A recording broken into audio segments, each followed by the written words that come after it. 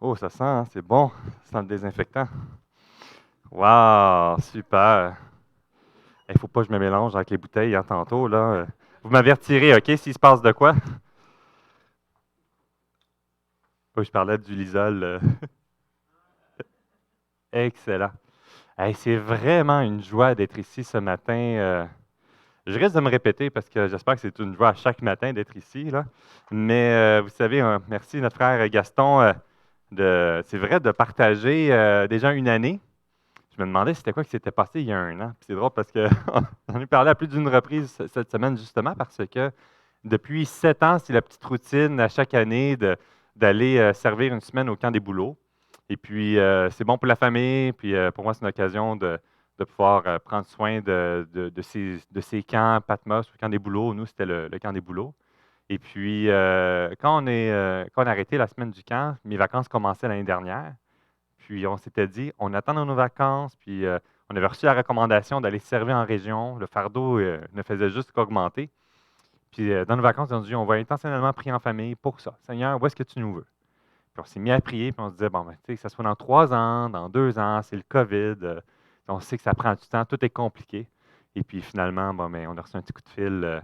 On était au BIC, donc la CEPAC sur le bas du fleuve. Puis on nous a demandé si on était prêt à considérer Alma. Puis j'ai dit, ben, on va voir qu'est-ce que le Seigneur va faire. On va voir s'il va ouvrir ou fermer les portes. Puis après ça, vous savez ce que j'ai fait? Je suis allé googler. C'est où Alma? J'avais aucune idée c'était où exactement.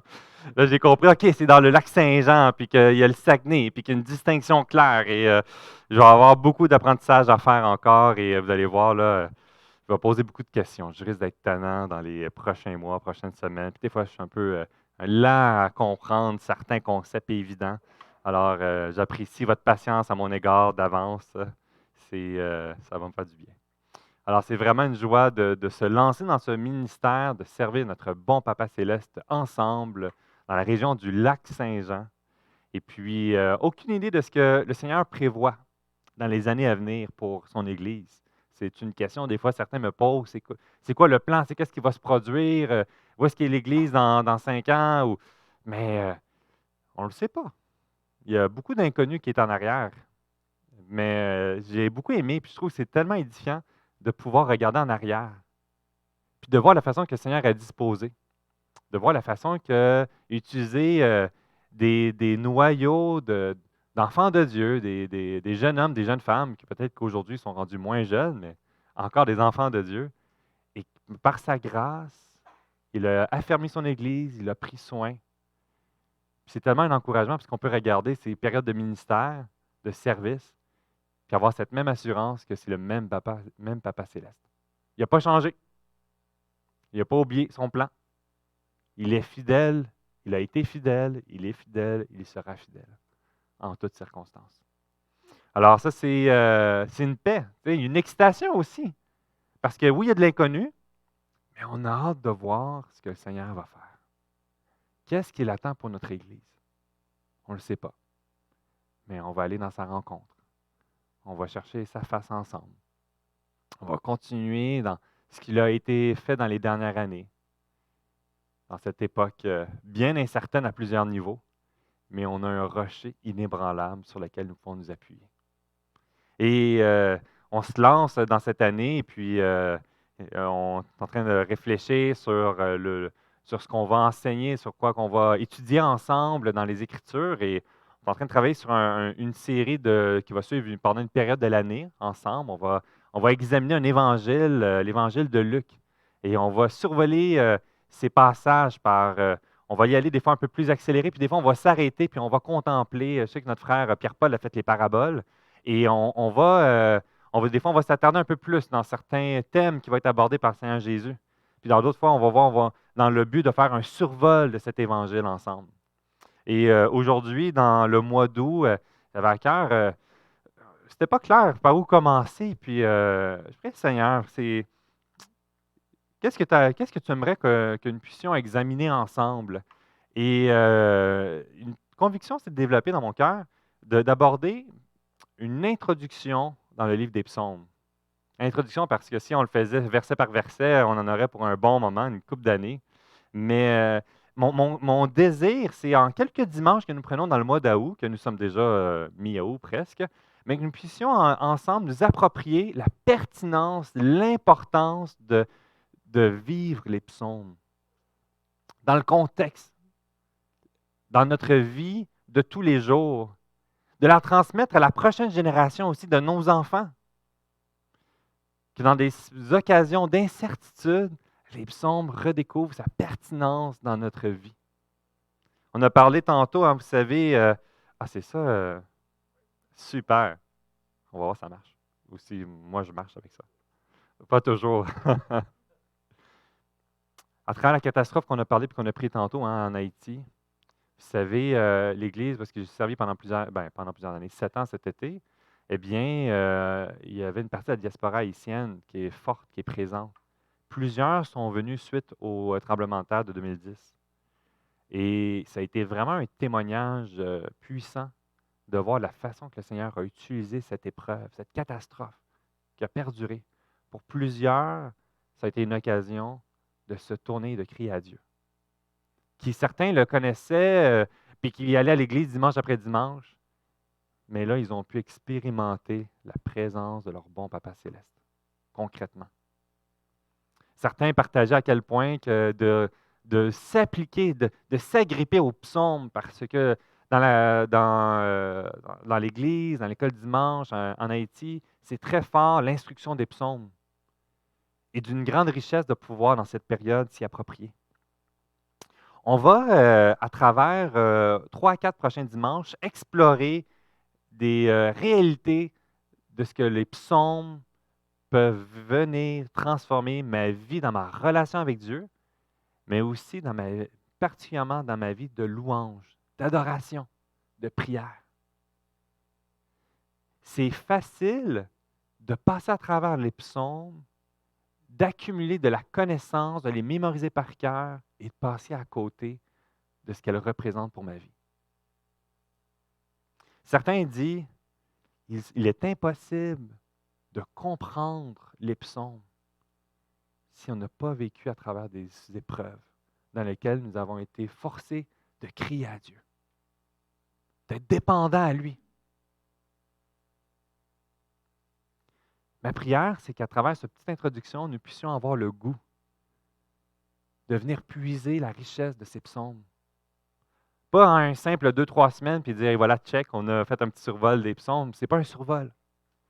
C'est vraiment, pour ma propre vie, un encouragement à développer dans la vie de tous les jours, dans les années à venir, dans les mois à venir, à m'agripper à un psaume en particulier, à le mémoriser, à le garder proche de mon cœur. Et j'espère, puis certains à travers la vie, se sont attachés à un psaume en particulier. Il y en a qui deviennent des classiques. Le psaume 23, pour plusieurs. Hein? Et ce n'est pas pour rien. Par où commencer?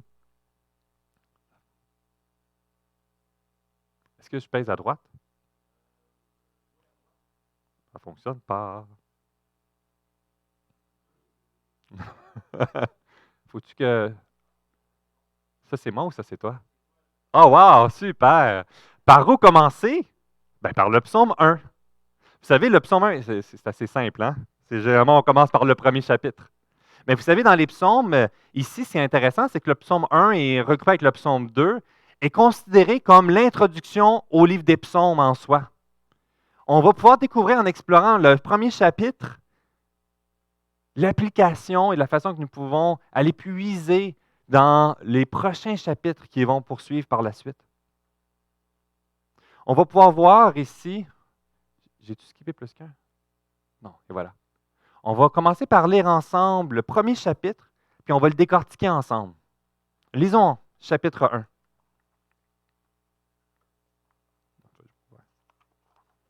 Je lis mes notes. Heureux l'homme qui ne marche pas selon le conseil des méchants, qui ne s'arrête pas sur la voie des pécheurs et qui ne s'assit pas en compagnie des moqueurs, mais qui trouve son plaisir dans la loi de l'Éternel et qui la médite jour et nuit, qui est comme un arbre planté près d'un courant d'eau, qui donne son fruit en sa saison et dont le feuillage ne se flétrit point. Tout ce qu'il fait lui réussit. Il n'en est pas ainsi des méchants. Ils sont comme la paille que le vent dissipe. C'est pourquoi les méchants ne résistent pas au jour du jugement, ni les pécheurs dans l'assemblée des justes, car l'Éternel connaît la voie des justes, et la voie des pécheurs mène à la ruine. Prions. Seigneur Dieu, aujourd'hui, comme on a dit ce matin, nous voulons venir à ta présence, car nous reconnaissons qu'il n'y a nulle part d'autre ailleurs qui peut être mieux qu'être auprès de toi. En toutes circonstances, nous avons cet accès à toi. Non parce que nous sommes bons, mais parce que tu es bon. Car dans les moments lorsque nous pouvons vivre avec la culpabilité, la honte, lorsque notre esprit lutte, lorsque nous vivons des périodes de sécheresse spirituelle, nous avons cette assurance que nous pouvons venir dans ta présence. Que tu puisses, à travers ces psaumes, à travers ce matin, ressourcer notre âme de chacun d'entre nous. Être à l'écoute de ce que ton esprit veut adresser dans la vie individuellement de nous et de ton Église ici, Alma. Que nous puissions recevoir avec humilité, nous, tes enfants imparfaits, à l'écoute de ce bon Papa céleste que tu es. Sois glorifié ce matin, toi seul. Amen. On voit ici à travers les psaumes cette réalité d'une reconnaissance de source de sagesse. À travers l'histoire, on est toujours attiré de découvrir ce qui est d'actualité, qu'est-ce qui est bon, puis il y a des philosophes, et on peut se laisser influencer par plein d'endroits. Et l'histoire nous démontre, à travers ce que la parole instruit, à travers l'histoire de l'Église, la pertinence et l'importance de venir puiser cette sagesse à travers les psaumes. Plusieurs historiens vont y attribuer une très grande richesse à plusieurs niveaux. Les pères d'Église vont parler des psaumes. Il y a Athanas qui est de l'époque de 297 à 373, dans l'Église très jeune, considérait le livre des psaumes comme étant l'épitome de l'ensemble de la Bible. Ça veut dire tout simplement un résumé condensé de tout ce qui est la richesse qu'on va pouvoir découvrir dans l'ensemble des Écritures de l'Ancien au Nouveau Testament. Ambroise, 340-397, la loi instruit, l'histoire informe, la prophétie prédit, la correction censure et la morale exhorte. Dans le livre des psaumes, vous trouverez le fruit de chacun de ces éléments, mais aussi le remède pour le salut de notre âme. Augustin, qu'est-ce qui ne peut être appris dans les psaumes? Martin Luther, le livre des psaumes est une petite Bible et le résumé de l'Ancien Testament. Un verset dans les psaumes est suffisant pour méditer toute une journée. Et celui qui le fait et qui saisit pleinement son sens en son esprit peut considérer son temps bien investi. Wow, c'est quand même intéressant. Basile, c'est le trésor comme tous les bons préceptes, la voie de l'Église. Un condensé de toute la théologie. Les psaumes eux-mêmes est bien particulier. Et il va être différent des autres livres en soi dans la Bible. 150 chapitres. C'est gros. Il y a beaucoup de contenu. Et des fois, ça peut paraître même décourageant de dire, hey, lire tous ces 150. Puis là, on prend un chapitre au hasard, puis on tombe sur un qui est 176 versets, le psaume 119. Puis on dit, oh là là, c'est bien long. Ça répète beaucoup. Il y en a d'autres plus courts. Le psaume 117, 2 versets. Elle a dit, OK, c'est pas trop pire. On peut commencer par lui. Mais dans l'ensemble, c'est bien plus qu'un simple recueil de chants. Que si je ne sais pas quoi chanter, l'ordinateur ne fonctionne plus, et qu'est-ce qu'on fait? Eh bien, on sort les psaumes et on va lire un psaume pour lire le psaume. Certainement, C'est un recueil d'adoration que nos cœurs est élevé, mais à ne pas prendre à la légère. Ces chapitres, ce livre inspiré de Dieu, ces paroles ont été dirigées, soufflées, dans le but d'instruire, d'encourager, de prendre soin, de nous ramener le regard à la bonne endroit. David lui-même, il va le déclarer dans 2 Samuel 23, 2 et 3, que ses écrits sont inspirés de Dieu. L'Esprit de l'Éternel parle par moi, et sa parole est sur ma langue. Le Dieu d'Israël a parlé, le rocher d'Israël m'a dit. Même ici, on voit dans Luc 24, 44, cette reconnaissance. Puis il leur dit, c'est là que je vous disais lorsque j'étais encore avec vous. Il fallait que s'accomplisse tout ce qui était écrit de moi dans la loi de Moïse, dans les prophètes et dans les psaumes. Dans les psaumes, nous allons découvrir, à travers des psaumes messianiques, la personne de Christ, l'œuvre de la croix qu'il va s'approprier et qu'on va saisir pleinement par la suite. Loin de là, de déconnecter dans la réalité de l'œuvre de Christ et de l'Évangile qui se produit, nous pouvons nous l'approprier dans les périodes où que nous allons le célébrer, lorsque nous serons éprouvés, lorsque nous serons dans la détresse. Il y a une espérance. Il y a des références, et ça c'est intéressant, c'est que plusieurs citations, des références dans le Nouveau Testament, l'apôtre Paul aussi, à plusieurs reprises, va directement revenir avec un psaume et l'appliquer dans son instruction. Il va reprendre la théologie transmise, inspirée des psaumes. On voit dans Hébreux 3,7 ici, c'est pourquoi, selon ce qu'il dit le Saint-Esprit aujourd'hui, si vous attendez, qui est directement une référence au psaume 95. Il va prendre des portions directement d'un psaume et venir appuyer sur l'instruction qu'il donne, avec plusieurs références christologiques, mais aussi théologiques. L'apôtre Paul, à travers l'Épître aux Romains, chapitre 3, va faire plusieurs références. Verset 4 de chapitre 3, il fait référence au psaume 51. Il fait autant à travers plusieurs sections de psaumes, et puis aussi dans Isaïe. Dans Acte 4, référence avec le psaume 118. Il y a une liste, là, je ne vais pas toutes les énumérer, mais c'est intéressant de voir à quel point que finalement les instructions dans le Nouveau Testament auront plusieurs racines reprises dans les psaumes. Puis dans le peuple d'Israël, les Juifs vont comprendre ça. Ils vont faire les liens. Et puis nous, lorsqu'on les lit, on perd cette connexion, cette richesse. Loin de là, apprendre à la légère. Au contraire, c'est une sagesse à s'approprier. Ici, dès qu'il commence dans le chapitre 1, verset 2, à travers la loi de l'Éternel qui médite jour et nuit. Son plaisir est dans la loi de l'Éternel. Loin de là d'une flagellation à se fouetter. Il faut. Qu'est-ce qu'il parle ici? Il trouve son plaisir. Nous découvrons notre plaisir à découvrir la loi de l'Éternel. Cette sagesse qui va transcender, passer à travers le temps. La moralité va changer. Ce qui est bon pour une période, il va devenir mal une autre période. Et nous allons être éprouvés. Nous allons être déstabilisés par cela. Nous poser la question, est-ce qu'il faut remettre en question?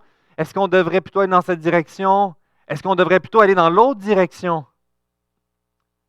Mais il est possible de trouver son plaisir dans ce qui ne change pas, dans les fondations, dans ce que le Seigneur nous a transmis dès le début.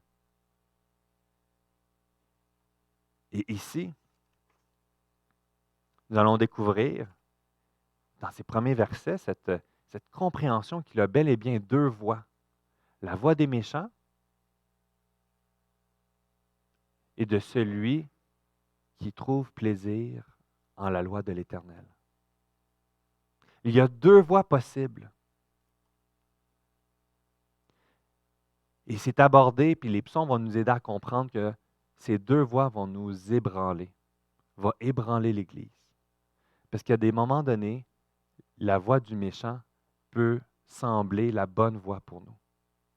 À des moments donnés que nous serons appelés à prendre des décisions et à s'affermir sur une position.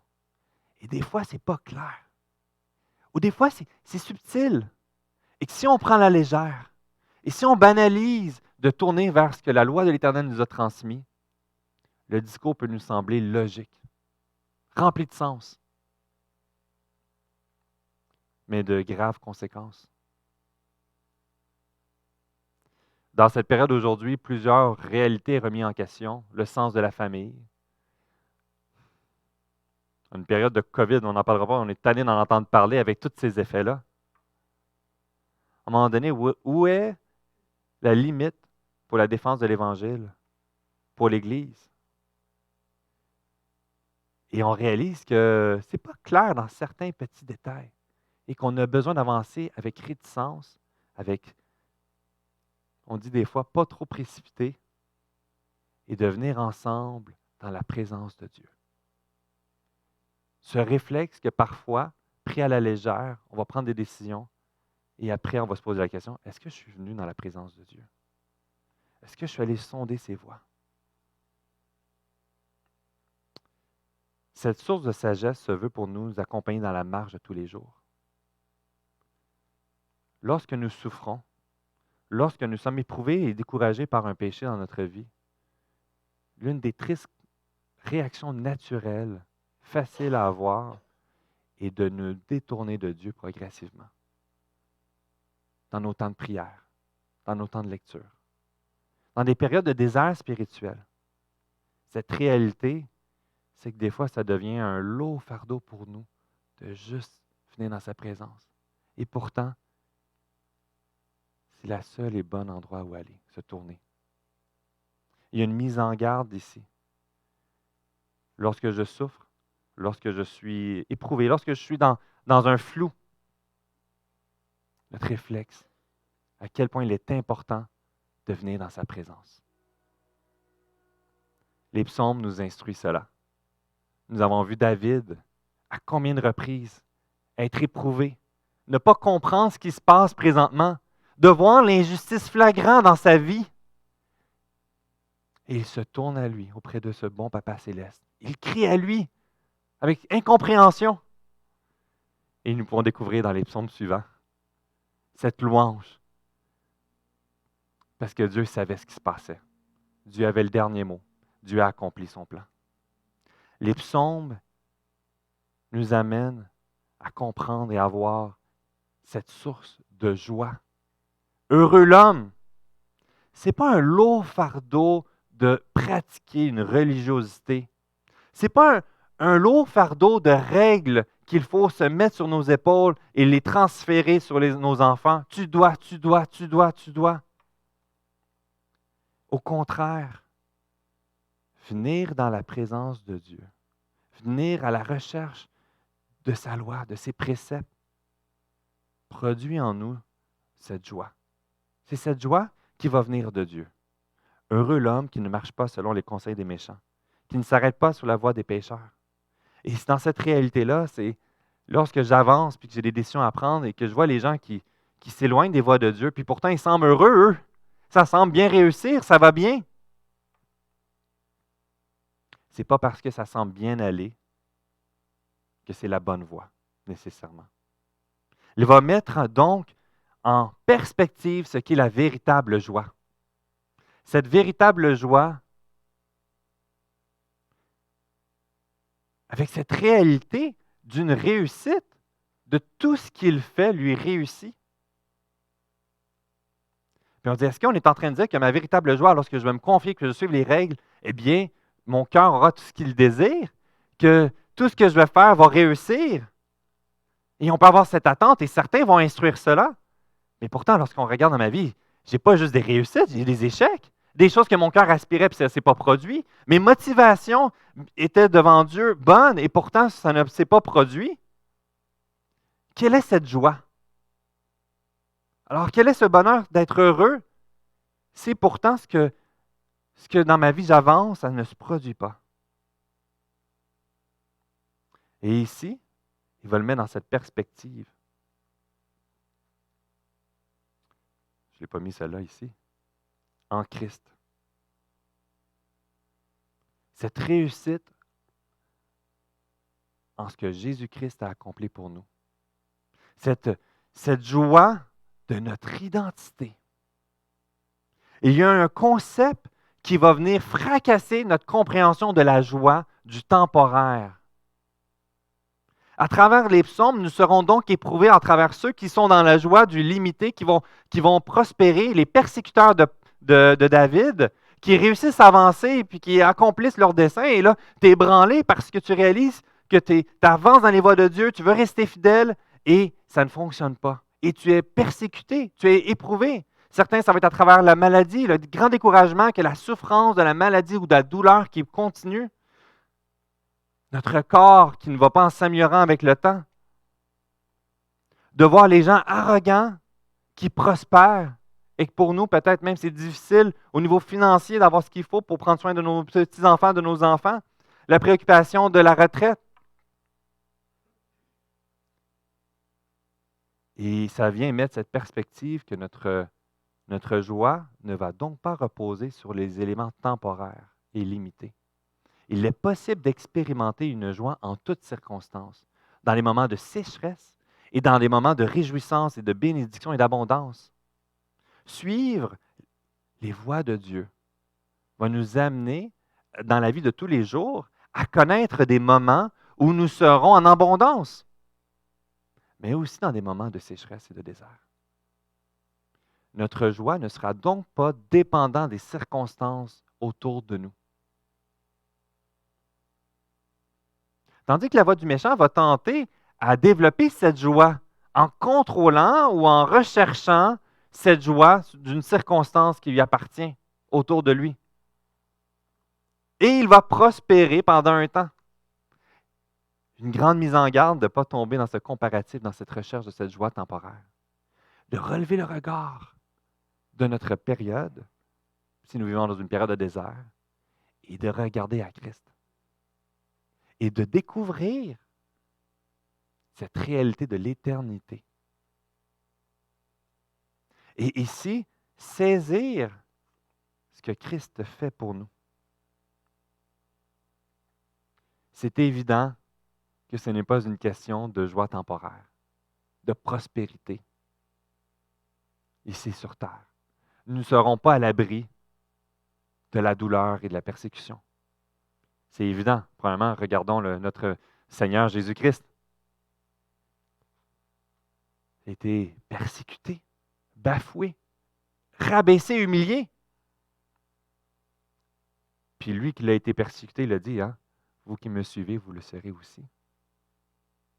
Une étude démontre justement que dans les dernières années, il fait quelques années que c'est sorti, les chrétiens constituent 80% des gens persécutés pour des motifs religieux. Donc 80% des gens qui sont persécutés dans le monde pour des motifs religieux, ce sont les chrétiens. C'est le groupe religieux le plus persécuté du monde. Ça représente 245 millions de chrétiens qui font face à un haut degré de persécution dans 50 pays différents. Ça fait du monde. C'est la réalité. Les apôtres, ont été mis à mort, sauf un. Ils ont été éprouvés. Ça a été difficile. Mais pourtant, quand tu lis Paul, il découvre une paix, une assurance, un zèle, une joie. Pas dépendant de ces épreuves qui ont été difficiles pour lui aussi. Tout comme nous. Chacun d'entre nous pourrions nous arrêter et partager des périodes qui ont été plus difficiles, peut-être même présentement. On appelle ces fameuses périodes de désert spirituel. Mais quelle joie de savoir que même quand je suis dans cette période-là, j'ai accès à cette joie en ce Dieu qui sait ce qui se passe. Que j'ai accès et que je peux me tourner vers lui. Ces psaumes vont à ce moment-là prendre tout un sens dans ma vie. Dans ces louanges. À élever mon cœur qui est affligé. Et que je puisse crier à lui. Lorsque j'étais à l'école biblique en 2005, on apprenait des chants, puis on les chantait. Puis on faisait des tournées, puis on les chantait, on les chantait, on les chantait. Puis sans m'en rendre compte, ça ne voulait absolument rien dire pour moi. Je ne savais même pas qu'est-ce que je chantais. Il n'avait même pas pris le temps de contempler la richesse de ses paroles, de ses chants.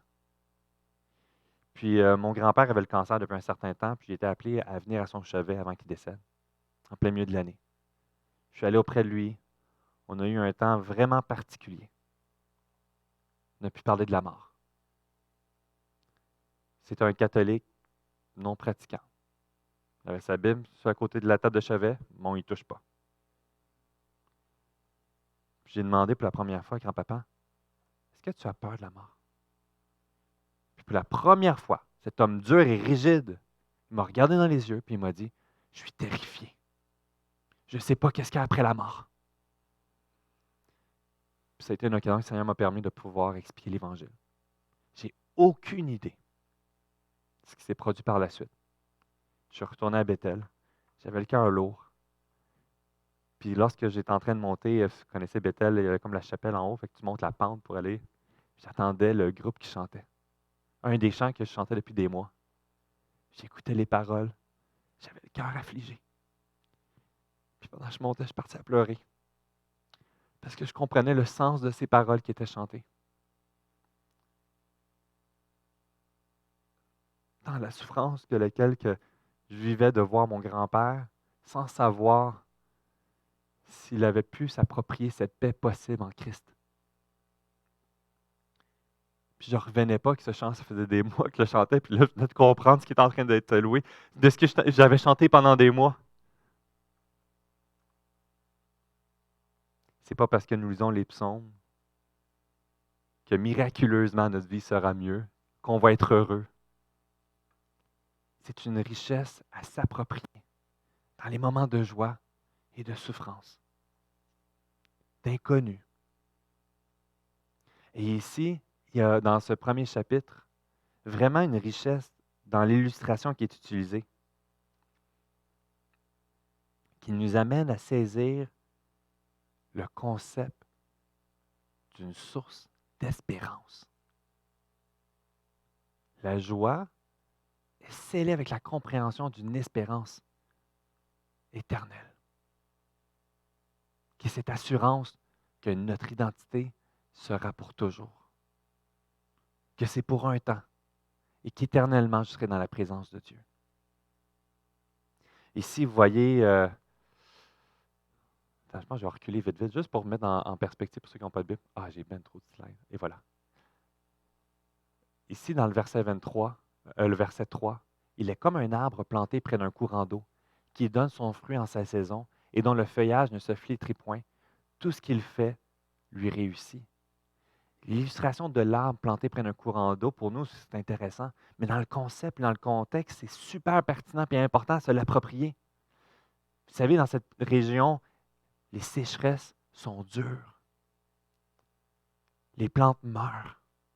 Les arbres plantés dans cette période de sécheresse vont mourir. Il va perdre ses feuilles. Il n'y aura plus assez d'eau pour le nourrir. L'arbre peut être planté là fièrement, il est bien beau. Mais au jour de la sécheresse, seuls ceux qui ont été plantés près du courant d'eau vont survivre. Donc, dans ce contexte-là, c'est intéressant parce que les agriculteurs le savaient. Ils développaient des canaux pour aller un peu plus loin puis planter proche de la source d'eau. Puis ils savaient que dans les périodes plus difficiles, mais ils allaient toujours être abreuvés. Et quelle belle illustration pour nous! Nous avons cette assurance qu'à travers toutes les circonstances, nous ne perdrons pas nos feuilles, nous qui sommes connectés à la source de vie en Jésus-Christ. Cette assurance, au détriment des circonstances, des déserts, l'eau sera toujours présente, nous qui sommes enfants de Dieu. Et ici, ça vient mettre en perspective que cette espérance n'est pas « j'ai les plus belles feuilles ». Certains ont un beau feuillage, mais il va sécher et mourir. On parle, plusieurs théologiens vraiment, puis je le vois, dans cette compréhension du feuillage qui représente la religiosité, l'affiliation religieuse, qui va produire, c'est toujours l'illustration de produire le bon fruit. Certains vont donc avoir un beau feuillage, puis un jour mourir. Mais d'autres vont rester. Est-ce que parce que c'est une meilleure personne, était plus pieuse? On voit David, puis on le voit, cet homme qui aimait Dieu, mais il était pécheur. On l'a vu à plusieurs reprises. Lorsque je sonde mon cœur, je suis loin de là d'arriver et de dire « Hey, Dieu, voici ce que j'ai fait. » Au contraire, c'est « Pardonne-moi, Dieu. Voici mon cœur dépravé. » Je m'approprie cette joie avec cette espérance qu'un jour, ça sera terminé. Un jour, je serai dans sa présence. Et présentement, je suis dans la joie, car il est avec moi. Il est ma source d'eau vive. Et à travers les tempêtes de la vie, je ne manquerai jamais d'eau, car c'est lui la source.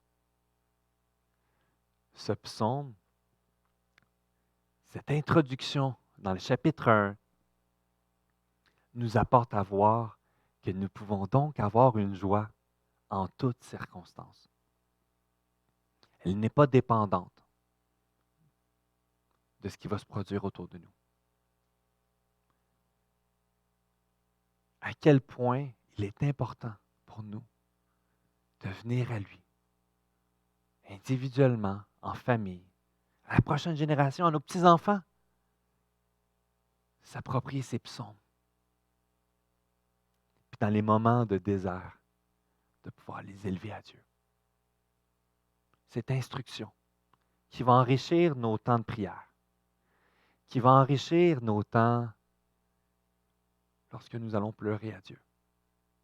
Et célébrer Dieu en toutes circonstances, car il est vivant, car il est fidèle, car il est avec nous pour toujours.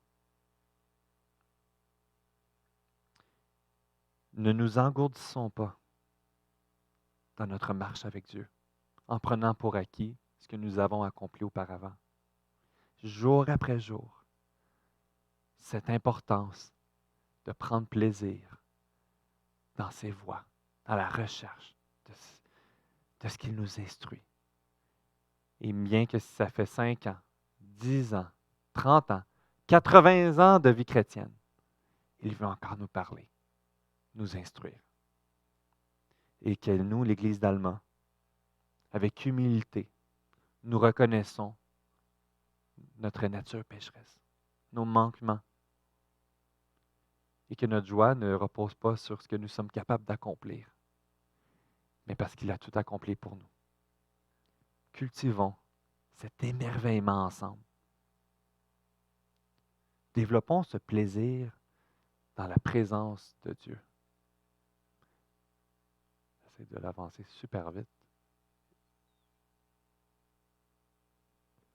L'Éternel connaît la voie des justes. Il connaît la voie des pécheurs et elle mène à la ruine. Ne banalisons pas la réalité de l'éternité, la gravité du péché.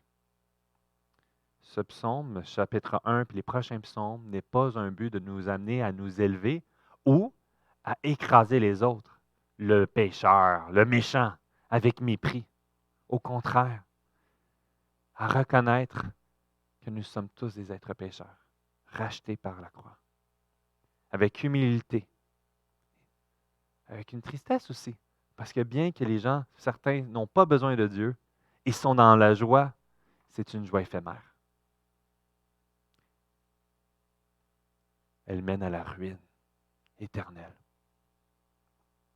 Son plaisir dans la parole de Dieu. Développons notre joie qui se retrouve dans notre identité en Christ, de ce qu'il a opéré et il continue d'opérer dans notre vie. Cette espérance de cette vie éternelle. Pour l'éternité, nous serons dans la présence de Dieu. C'est dur à saisir, c'est dur à comprendre, mais un jour, nous allons le vivre. nos larmes seront essuyées. On n'aura plus de problèmes de dos, des suivis médicaux ou la quantité de pilules qu'il faut prendre pour maintenir. Tout ça, ça va être fini. On va le louer. On va l'adorer. L'Église, nous serons, à travers le temps, tous réunis ensemble à louer ce bon Papa céleste. Entre-temps, cultivons ensemble, reconnaissant que l'Église d'Alma est loin d'être parfaite. Elle est précieuse aux yeux de Dieu. Je suis loin d'être parfait et chacun d'entre nous, nous sommes tous loin d'être parfaits.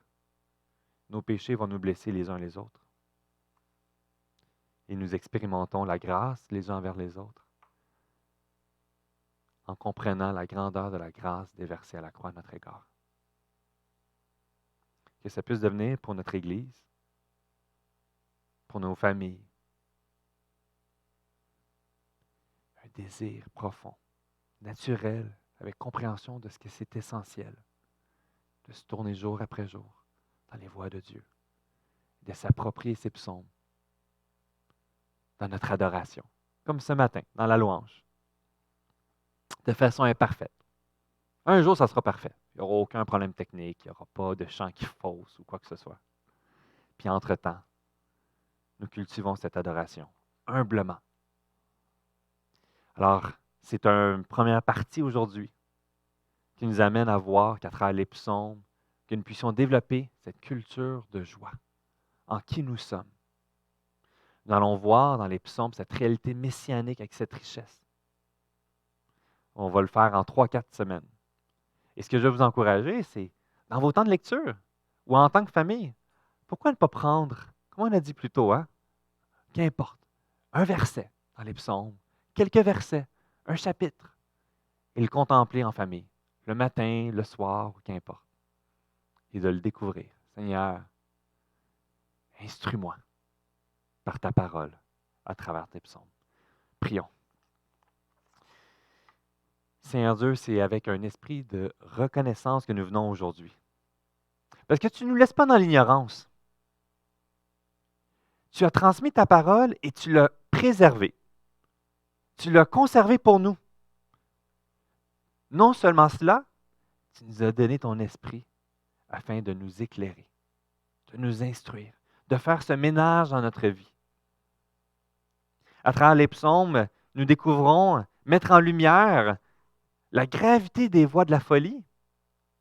Elle est éphémère. Elle est pour un temps. Que nous ne nous laissions pas berner ni attirer dans ses voies, mais de regarder le regard vers ce Dieu saint que tu es. Cette joie de venir dans ta présence, dans nos temps, dans la prière, dans cette louange, à élever nos voix. Seigneur Dieu, tu sais exactement ce que nous vivons chacun d'entre nous.